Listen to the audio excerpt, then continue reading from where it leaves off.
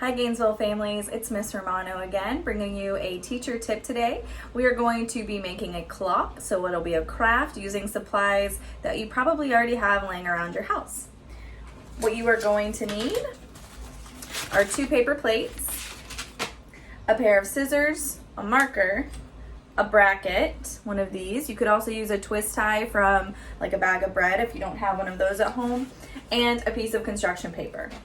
The first thing you're going to do is take your 2 paper plates and put them together like this. You see we have one on the bottom and one on top. They're best friends now. And you are going to start adding the numbers that you would see on the face of a clock. What I like to do is start with number 12 at the top, 6 at the bottom, 3, and then 9 on the side, so we have an anchor.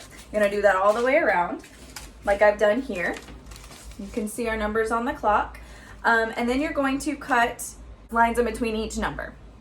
And you're gonna cut it to about the part where you would like start setting the food, like where the edge ends. So we're going to make our last cut just like that. And now you have the cuts all the way around, and you've made little flaps now that you can open and close.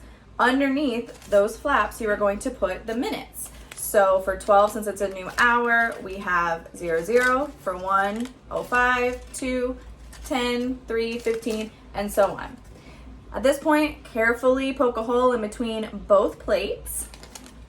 I want you to make arrows for the minute hand and the hour hand of your clock. You can label them, you can even make them different colors to decipher them even clearer.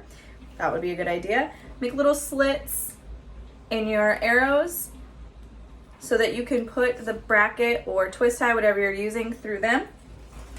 Then go ahead and put it through both plates, secure it in the back, and you have your very own clock that you can maneuver the hands and use to tell time.